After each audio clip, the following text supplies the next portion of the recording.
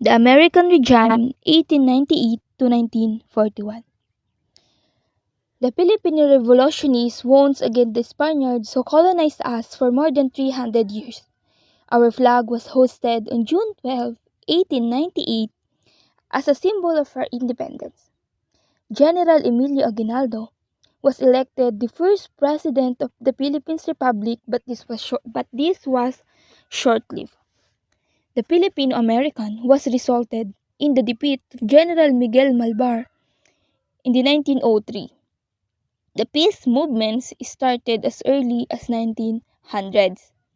Many Filipinos started writing again, and the nationalism of the people remained undaunted. Filipino writers went into all forms of literature like news, reporting, poetry, stories, plays, essays, and novels. Their writings clearly depicted their love of country and their longings for independence. The active arousal in the field of literature started to be felt in the following newspapers. First is El Nuevo Dia or The New Day, established by Sergio Osmeña in 1900. The American censors twice banned this and threatened Osmeña with banishment because of his nationalistic writings.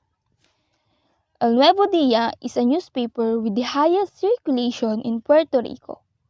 It was founded in 1900 in Ponce, Puerto Rico, and today it is subsidiary of OFR Media. Second is El Grito del Pueblo or the Call of the Nation newspapers. This was established by Pascual Poblete in 1900. So, El Grito del Pueblo is a pro-labor and radical nationalist newspaper that advocates independence under the protection of the United States. This has a Tagalog version called Ang Kapatid ng Bayan. Lastly is El Renacimiento or the Revert newspaper.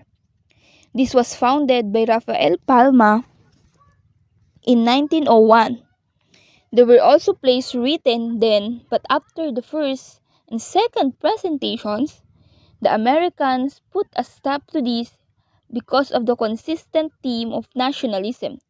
This includes here were the following: kahapon, ngayon, at bukas, yesterday, today, and tomorrow, or the yesterday, today, and tomorrow. This was written by Aurelio Tolentino, depicting the suppression done by the Americans and their plan to colonize the Philippines. Second is the Tanikalang Ginto of Juan Abad, Malaya by Tomas Remiego, Walang Sugat by Severino Reyes. So, El Renacimiento is a newspaper that was put up as a result of a perceived growth by Filipino nationalists of their countrymen's inclination to accept American sovereignty.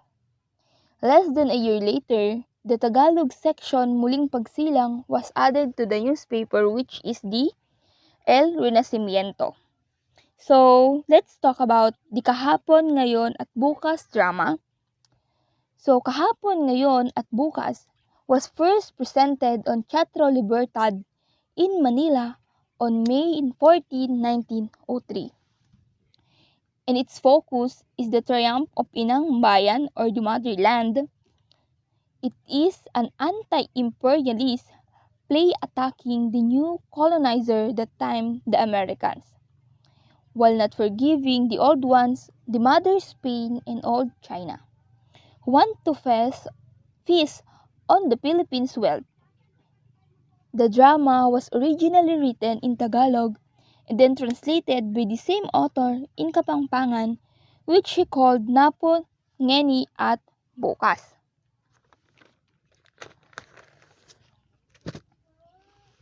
So let's proceed to Walang Sugat by Severino Reyes.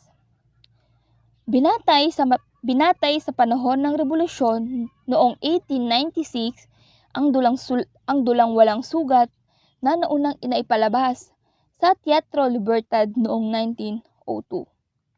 Tungkol ito sa kawalan ng hustisyang tinamasa ng mga Pilipino noong panahon ng mga Kastila.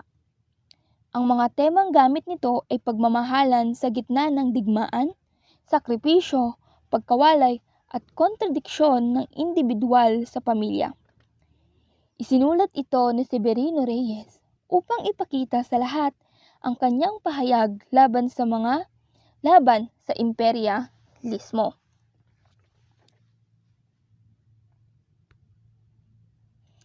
So let's proceed to the characteristic of literature during this period. So there are three groups of writers contributed to Philippine literature during this period, which is the Spanish, English, and Filipino. The writer in Tagalog continue in their lamentations on conditions of the country and their attempts to arouse love for one's native tongue. The writers in English imitated the themes and methods of the American literature in Spanish. The inspiration of our Filipino writers in Spanish was Rizal, not only because of his national leader, but also because of his novels No Limitangere and El Filibusterismo. These two novels contain the best qualities of a novel ever written, in English and in Filipino. Those who were inspired to write in a praise of him were: first is Cecilio Apostol. He wrote a poems dedicated to Rizal, Mabini, and all other heroes, but his poem dedicated to Rizal is considered the best poem in praise of the hero of Bagong Bayan. So, Cecilio Apostol was a Filipino poet and poet laureate. His poems were once used to teach Spanish language under the Republic Act No. 1881. He composed the poem Al Hero Nacional or to the national hero, which is dedicated to Jose Rizal. Second is Fernando Maria Guerrero. It is believed that Fernando Maria Guerrero shared with Apostol the reign in Balagtasan in Spanish during their time.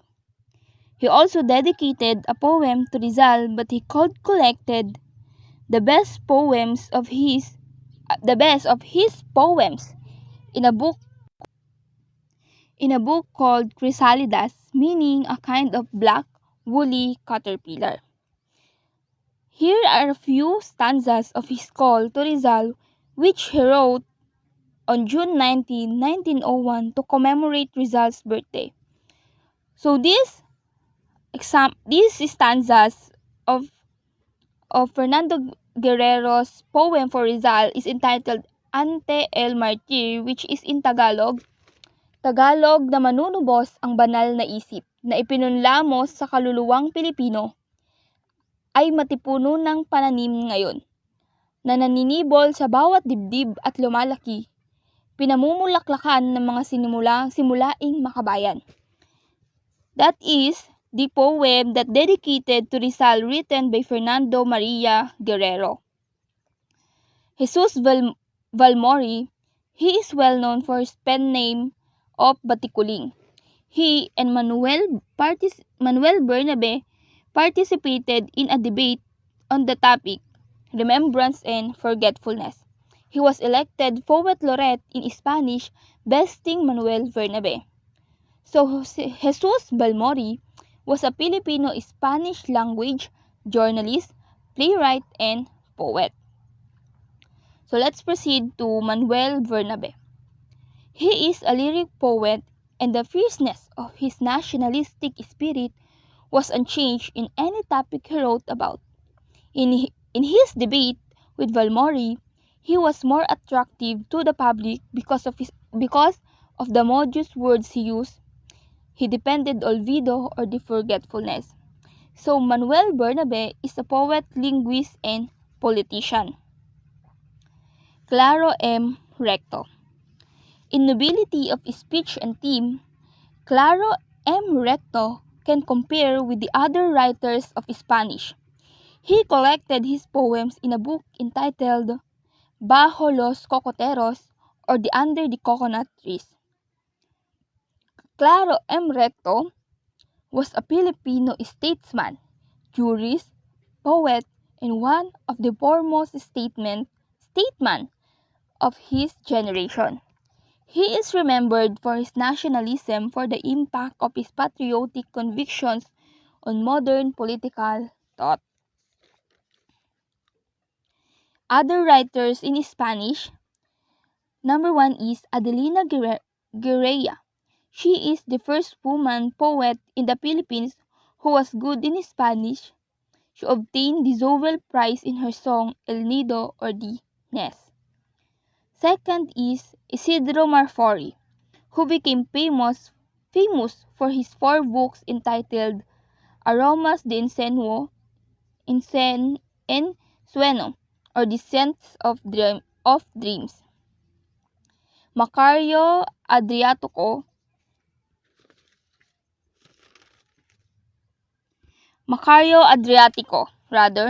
he wrote The Legend of Mindoro entitled La Punta de Salto or The Place of Origin.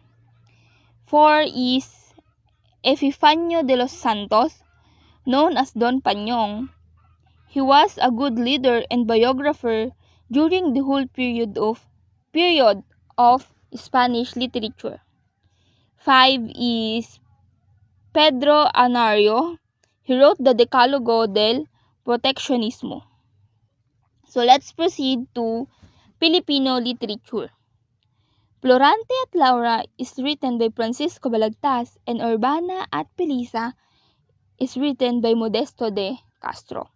They became the inspiration of the Tagalog writers. Julian Cruz Balmaceda classified 3 kinds of Tagalog poets, and they were: first is Poet of the Heart or Makata ng Puso.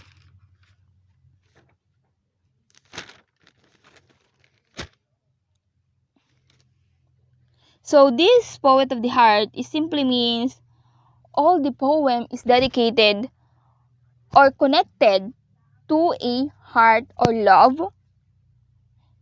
That's why those poets who wrote this kind of poems are called the Makata ng Puso. This includes Lope K. Santos, Inigo Ed Regalado, Carlos Gitmaitan, Pedro Deogracias del Rosario, Ildefonso Santos, Amado V. Hernandez, Nemesio Carabana, and Mar Antonio. Second is Poets of Life or the Makata ng Buhay, led by Lope K. Los Santos, Jose Corazon de Jesus, Florentino Colantes, Patricio Mariani, Carlos Gatmaitan, and Amado B. Hernandez. Poets of the Stage or the Makata ng Tanghalan, that led by Aurelio Tolentino, Patricio Mariano, Severino Reyes, and Tomas Remiego. In the realm of short stories that started to appear in the column Pangsandali ang Libangan or the Short Time Leisure and Dagsi or Pass, we find here the names of Lope K. Santos, Patricio Mariano, and Rosario Almario.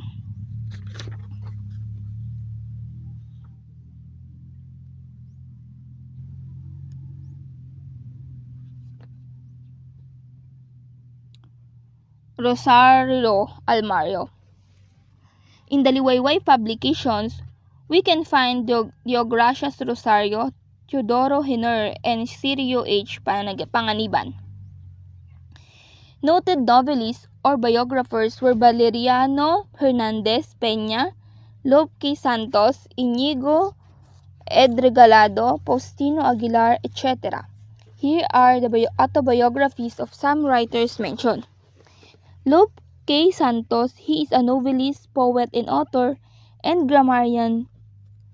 Covered 3 periods of Tagalog literature American, Japanese, and the contemporary period.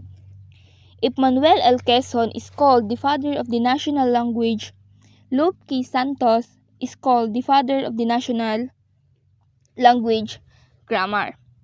He is best known for his 1906 socialist novelist Di Banaag at Sikat, and to his contribution for the development of Filipino grammar and Tagalog orthography. Love K. Santos is called the Apo of the Tagalog writers. Di Banaag at Sikat was his masterpiece. Jose Corazon de Jesus is very popularly known as Joseng Batute. He was called the poet of love in his time. Ang isang punong kahoy or a tree, an elegy, is believed to be his masterpiece. So, Jose Corazon de Jesus was a Filipino poet who used Tagalog poetry to express the Filipino desire for independence during the American occupations to the Philippines. In the Philippines, Amado B. Hernandez was dubbed Makata ng mga manggagawa, the poet of the laborers, in our literature because his pictures in his poem the intense love for the poor worker of laborer. To him, a poem is a scent, bittersweet memories, and a murmur of flowing water. The pen is powerful, and according to him, even a king can be bent by the pen. So, Amado B. Hernandez was a Filipino writer and labor leader who was known for his criticism of social injustice in the Philippines and was later imprisoned for his involvement in the communist movement. He contributed a lot of writings literature like Isang Dipang Langit or The Stretch of Heaven, Bayang Malaya or The Apri Nation, Ang Panday or The Blacksmith, and Munting Lupa or The Small Plot. But his masterpiece is Ang Panday. Valeriano Hernandez Peña, together with Lope K. Santos, he reached the summit of his novel writing. He was known as Tandang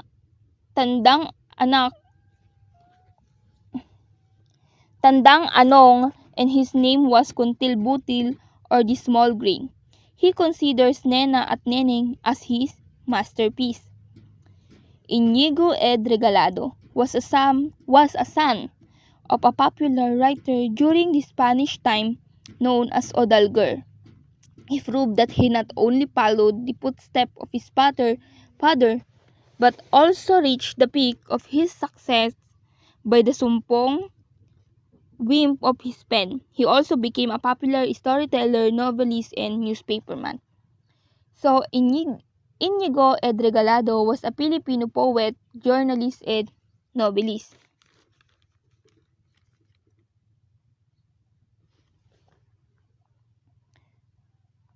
So, that was all my report. Next would be Shirley May Lacanilao reporting the Tagalog drama. Thank you.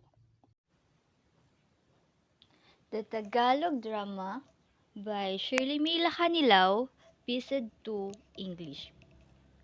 During the advent of American period, Severino Reyes and Hermogenes Ilagan started the movement against the Moro Moro, a play on the Spanish struggles against the Muslims, and struggle to show the people the values one can get from the zarzuela and the simple plays. In this American period, Severino Reyes and Hermogenes Ilagan started the movement against Moro Moro. Moro Moro means a play on the Spanish struggles against the Muslim. Ang Moro-Moro ay isang adapsyon ng dula mula sa Europea na komedya di capa y España. It started from the Battle of the Spanish and Muslim in 16th century of Christian Malays, Filipino in Luzon and Visayas. Next is the Filipino one should not forget in the field of writing are the following: Severino Reyes, father of the Tagalog drama and author of Immortal, Walang Sugat. Severino Reyes was a Filipino writer, playwright, and director of plays. He used the pen name Lola Basyang. He was nicknamed by Don Binoy. Si Severino Reyes ang sumulat sa Filipino children's literary giant, ang mga kwento ni Lola Basyang, also known as the father of the Zarzuela. Walang Sugat is an 1898 Tagalog language zarzuela written by Filipino playwright Severino Reyes. Walang Sugat literary no wound or unwounded is a Spanish lyric dramatic genre that includes music, singing, and poetry. Walang Sugat was written when the zarzuela became a potent means of expressing Filipino nationalism during the Spanish occupation of the Philippines that followed 3 centuries of the Spanish rule. Next is Aurelio Tolentino, the dramatist whom Kapampangan take pride. Included in his writings were Luhang Tagalog, his masterpiece, and Kahapon Ngayon at Bukas that resulted in his incarceration. Aurelio Tolentino, he was a Filipino playwright, poet, journalist, and revolutionary. His work at the turn of the 20th century depicted his desire to see the Philippine independence from its colonizers. He was arrested twice first by Spaniards and later by American forces. He was born in October 15, 1869. He died July 5, 1915. His book is Dakilang Asal. Next is Hermogenes Ilagan, founded the group Campanya Ilagan that presented many dramas in Central Luzon. Hermogenes Ilagan is a Filipino tenor, writer, stage actor, and playwright. He was a descendant of Francisco Baltasar. His talent in singing made him popular in the field of theater arts. He became known as the father of Tagalog zarzuela and the father of Philippine zarzuela. Next is Patricio Mariano wrote the novel Ninay, Ang Anak ng Dagat, Son of the Sea, his masterpiece. Patricio Mariano, he was a Filipino nationalist, revolutionary, poet, playwright, dramatist, and a short story writer, novelist, and journalist, and painter. Patricio Mariano was the Katipunan member. Mariano was the son of Petrino Mariano and Dionisia Geronimo. Next is Julian Cruz Balmaceda, wrote Bunganga ng Pating or Shark's Mouth. This gave him so much honor and fame. Julian Cruz Balsameda, he was a Filipino poet, essayist, playwright, novelist, journalist, and linguist. He made several works written in Filipino, English, and Spanish language. He knew for Ang Piso ni Anita, Sino Ba Kayo? He was born January 28, 1885 and died after September 18, 1947. Next, the Tagalog short story. Two collections of Tagalog stories were published during the American period. First was the Mga Kwentong Ginto, Golden Stories, published in 1936, and Kwentong Ginto ng 50 Batikang Kwentista, 50 Golden Stories by 50 noted storytellers in 1939. The first was written by Alejandro Avildala and Coldado de Mundo that contained the 25 best stories according to them. Alejandro Abadilla was the commonly known as Aga. He was a Filipino poet, essayist, and fiction writer, critic. Pedro Ricarte referred to Abadilla as the father of modern Filipino poetry and was known for challenging established forms and literatures, excessive romanticism, and emphasis on rhyme and meter. Coldado del Mundo, he was a Filipino novelist, playwright, essayist, and short stories writer, journalist, screenwriter, and critic.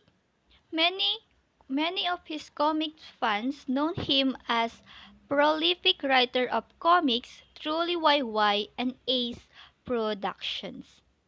The second one was written by Pedrito Reyes. Palorang Ginto, The Golden Lantern, and Talaang Bughaw, Blue List of Abadilla became popular during this period of Tagalog poetry. Pedrito Reyes ay isinilang sa Santa Cruz, Maynila noong Mayo 13, 1896. Anak siya ng dakilang manunulat at sarsuelistang si Severino Reyes. Almost of the Tagalog writers during the American period were able to compose beautiful poems which made it too difficult to select the best. Even if poetry writing is an oldest history, poetry still surfaces with its sweetness, beauty, and melody. So kahit lumuma man ang mga tula, mananatili pa rin itong maganda sa paningin nating lahat. Other forms of literature. The following are those recognized in the field of Ilocano literature. Pedro Bucang, father of Ilocano literature. From his name was derived the word Bukanegan, which means balagtasan, a poet contest in Ilocano. Next is Claro Caluya, prince of Ilocano poets, known as the poet and novelist. Next is Leon Pichay, known as the best Bungkanegro from Bukaneg, also a poet, novelist, short story writer, dramatist, and essayist. Now we have moved on to literature of Kapampangans. Pampango literature. Two stalwarts in literature of Kapampangan stand out. They are Juan Crisostomo Soto, father of Kapampangan literature. The word Crisotan, meaning balagtasan, in Tagalog is taken from his name. He was the father of Kapampangan literature. He was a journalist, poet, playwright, and he was born in Santa Ines, Bacolor, Pampanga. Next is Aurelio Tolentino. He truly proved his being Kapampangan in his translation of Kahapon, Ngayon, at Bukas into Kapampangan, which called Napon, Nengi, at Bukas. Now we have moved on to Visayan literature. The following are the top men in Visayan literature. Heriberto Gumban, father of Visayan literature, he wrote a zarzuela, Moro Moro, and a play in Visayan. Heriberto Gumban, isa siyang tubong Iloilo. Nakasulat siya ng maraming moro-moro at komedya sa wikang Bisaya. Ang kanyang moro-morong nasulat ay Mutya nga Matinaw, ang makinang na alahas. ang yawa nga bulawan, ang demonyong ginto, at salamin san pamataon, ang salamin ng kabataan. Ang kanyang komedya naman ay Carmelina, Pelipro, at Clodones. Next is Magdalena Jalandoni. She devoted her talent to the Nobel. She wrote ang mga tinik sa isang bulaklak or ang mga tunok sa isa ka bulaklak. She was a Filipino feminist writer. She is now remembered as one of the most prolific Filipino writers in Hiligaynon language. Hailing from the Western Visayas, her works are said to have left permanent and significant milestone in the Philippine literature. Next is Philippine literature in English. In a way, we can say that we can trace the beginnings of Philippine literature in English. With the coming of the Americans, for this purpose, we can divide the periods into three frames, namely, number 1, the period of reorientation 1898 and 1910. Second is the period of imitation 1910 to 1925. Third, the period of self-discovery 1925 and 1941. Next is the period of reorientation 1898 and 1910. English as the literary vehicle came with the American occupation in August 13, 1898, and as they say, a choice bestowed on us by history. By 1990s, English came to be used as a medium of instruction in the public schools. From the American forces were recruited with the first teachers of English. By 1908, the primary intermediate grades were using English. It was also about the time when UP and the forerunner in the use of English in higher education was founded. Noong August 13, 1898, English came with the American, and by 1990s, the English language used for medium instruction in the public schools. And dahil sa Americans, nakahikayat sila ng mga English teachers. Sa kanila nagsimula ang mga English teachers. Writers on this period were still adjusting to the newfound freedom after the paralyzing effect of repression of thought and speech under the Spanish regime. They were adjusting the idea of democracy to the new phraseology of English language and to the standards of English literary styles. Writers had to learn the direct expression as conditioned by direct thinking. They had to learn that sentence construction, sounds, and speech in English were not the same as in vernacular. They had to discard sentimentality and fluidity of language for the more direct and precise English language. We know that English is not easy. In this period, they are still adjusting. They are still adapting this language. Because English language have a proper sentence construction. If you don't know how to construct, and they can't understand you, and your grammar is incorrect. So in this period, they enhance the skills of the student in speaking and writing English. Next, not much was produced during this period, and what literature was produced was not much of literary work. The first attempt in English were into two periodicals of this time. A is El Renacimiento, Foundation in Manila by Rafael Palma in 1901. B. Philippine Free Press, established in Manila in 1905 by R. McCulloch and D. Theo Rogers. Next is poetry. In 1907, Justo Juliano's Sursum Corda, which appeared in the Reseñamiento, was the first work to be published in English. In 1909, John F. Salazar, My Mother and Air Castles were also published in this paper. It was also in 1909 when Proceso Sebastian followed with his poem To My Lady in Lawag, also in this same paper. That ends my report and thank you for your listening.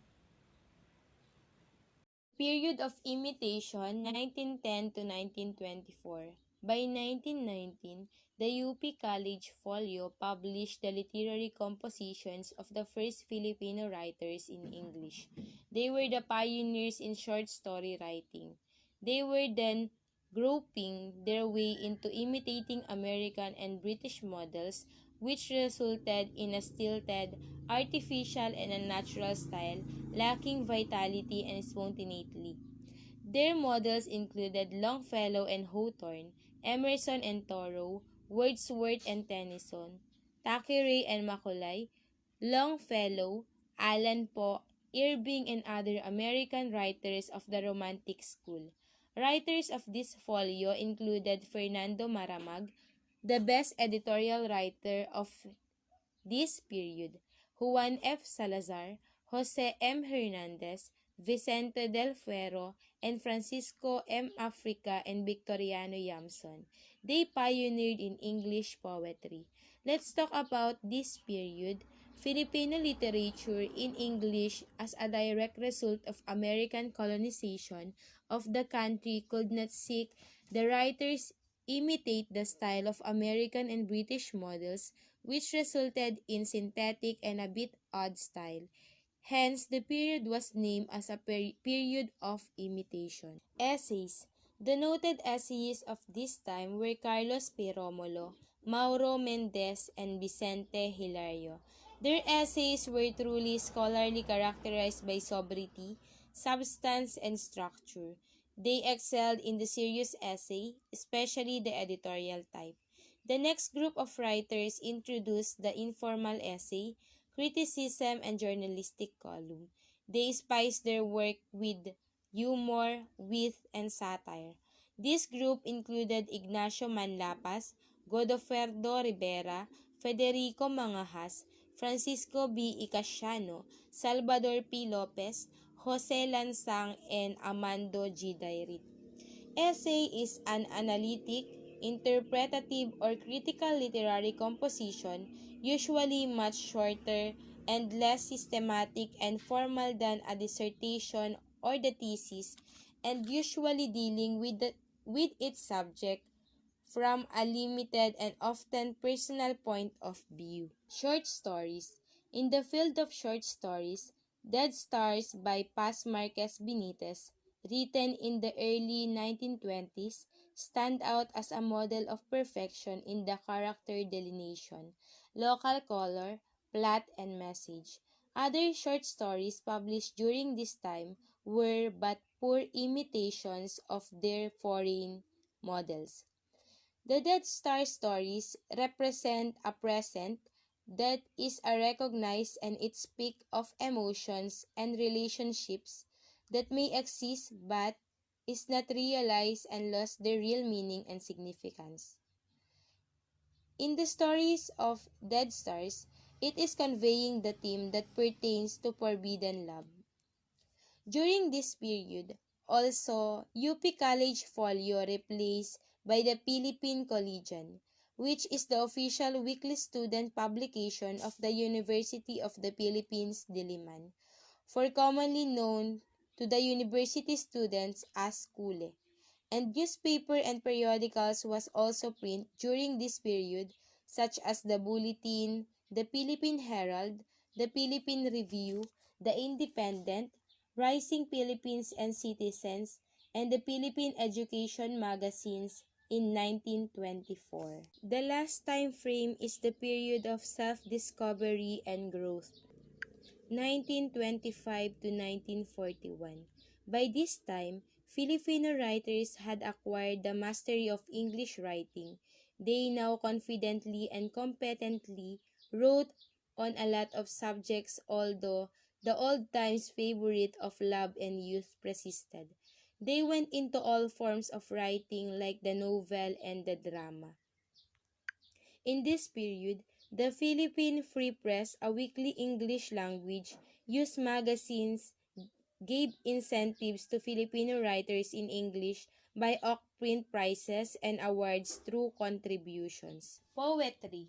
Noteworthy names in this field include Marcelo de Garcia Concepcion, Jose Garcia Villa, Angela Manalang Gloria, Abelardo Subido, Trinidad Tarosa Subido, and Rafael Zulueta da Costa.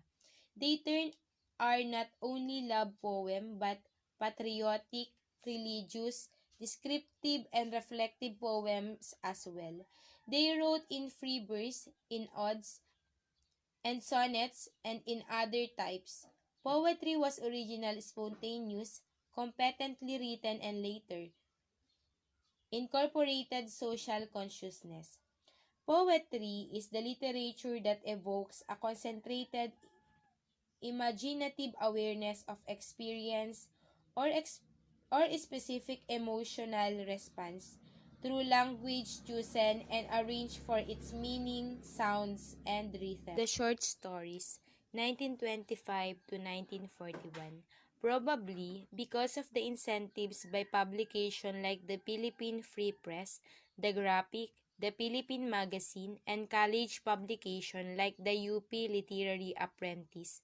Poetry and the short story flourished during this time. Other writers during this time include Osmondo Santa Romana, Arturo Rotor, Paz Loterenas Sunset, and Jose Garcia Villas Mirin Isa. From 1930 to 1940, the golden era of Filipino writing in English saw the short story writers who have arrived like Jose Lansangs, the Broken Parasol, Sinal C. Hamadas Talanatas, wife, Fausto Dugebios Wanderlust, Amando G. Dairitz, His Gift and Yesterday, Amador T. Daugios, The Woman Who Looked Out of the Window. Short story is a work of fictions that is usually written in prose, often in narrative format.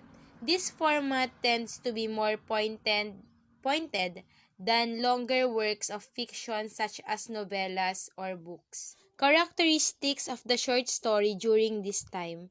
There were still remnants of Spanish influence in the use of expressions that were florid, sentimental, exaggerated, and bombastic. The influence of the Western culture also was already evident. Essay and other prose style, 1925 to 1941. Essay during this period improved with the years in quality and quantity, in content, subject, and style. Essayists like Carlos P. Romulo became even more eminent editorial writers. Essay and other prose style, the prose is a lot more normal as it uses a language that is ordinarily used while writing or speaking. It differs from poetry in its units of construction. Other prose style can be fictional, non-fictional, and heroic. The notable writers of essay during this period were A. Political, social, reflective essay. Through their newspaper columns, the following became very popular: Federico Mangajas, Salvador P. Lopez, Pura S. Castrense, Vicente Albano Pasis, Ariston Estrada, and Jose A. Lansang.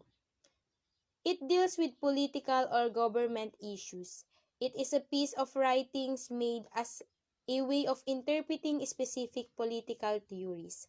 B. The critical essay or the critical essays were espoused by Salvador P. Lopez, Ivy Malyari, Ignacio Manlapas, Jose Garcia Villa, Arturo B. Rotor, and Leopoldo Y. Yabes. An example of this is Maximo V. Sullivan's They Called It Brotherhood. It is a form of academic writing that analyzes, interprets, and/or evaluates a text. In a critical essay, an author makes a claim about how particular ideas are conveyed in a text. Letter C. Persona or familiar essay were written by F.B. Icasiano or Mang Kiko, Alfredo E. Litiatco, Solomon V. Arnaldo, Armando G. Dairit, and Consuelo Gar Catuca. It is a short prose composition characterized by the personal quality of the writing and the distinctive voice or persona of the essayist. It is a piece of writing that serves to describe an important lesson gathered from the writer's life experiences. Some of the notable works during this time were, at 1940, Salvador P. Lopez, Literature and Society, which is a collection of critical reflection and serious essays and which won first prize in the Commonwealth Literary Contest in 1940. At 1940, Camillus Onassis published The Filipino Way of Life, a series of essays on the Filipino way of life as drawn from history, folkways, philosophy, and psychology of the Philippines. At 1941, F.B. Casiano or Mang Kiko was reprints of the best of Icasiano's essay in the Sunday Time magazines under the column From the Nipahat. It is an essay of the common tao and is written with humor and sympathy. August 16, 1941, Carlos P. Romulo had an editorial printed in the Philippines Herald entitled I Am a Filipino. It was reprinted in his book My Brother Americans in 1945 in New York by Doubleday. Other essayists include Ignacio Manlapas, Vicente Albano Pasis, Ivy Malyari, Jose M. Fernandez, Leopoldo Y. Yabes, Isidro L. Rietizos, Pura Santillan. The Philippine Writers League put out a collection of essays called Literature Under the Commonwealth. Armando G. Dairit, with his column Good Morning Judge, led others like Leon Maguerero, Salvador P. Lopez, Vicente Albano Pasis, Jose A. Lansang, and Federico Mangahas. Bibliography, 1925 to 1941. In 1935, I. P. Caballero and Marcelo de Garcia Concepcion wrote about Quezon. In 1938, The Great Malayan won a prize in the national contest sponsored by the Commonwealth of the Philippines. This was written by Carlos Quirino, the most famous biographer of the period. He also wrote Quezon, The Man of Destiny. In 1940, Ivy Malyari's The Birth of Discontent revealed the sensitive touch of the writers who, in a simple language, was able to reveal his profound thoughts and feelings. Bibliography is the list of all the sources you have used, whether reference or not. It is the process of researching your work. Bibliography should include the author's name, the titles of the work, the name and location of the companies that publish your copies of the stories. History. Not much about history has been written by Filipino writers. In 1937, with regard to literary history, we can cite Teofilo del Castillo's The Brief History of the Philippine Islands. History is the study of the past, specifically the people, societies, events, and the problems of the past, as well as our attempts to understand. It is the study of past events. People know what happened in the past by looking at things from the past, including sources like books, newspapers, and letters, and artifacts like pottery, tools, and human or animal remains. Next is the publication. The Philippine Free Press provided the first incentives of Filipino writers in English by offering prizes to worthwhile contributions, other publication followed suit. The publication is the preparation of issuing of a book, journal, piece of music, or other work for public sale. The word publication means the act of publishing and also refer to any printed copies. Lastly, the drama, 1925 to 1941. Drama during this period did not reach the heights attained by the novel or the short story. The UP provided the incentives when they introduced playwriting as a course and established the UP Little Theater. Drama is a specific mode of fiction represented in performance, a play, opera, ballet, etc., performed in the theater or on radio and television. And also, it refers to the performance of written dialogue and stage action. It is a literary genre that allows actor to act out a writer's word directly to an audience.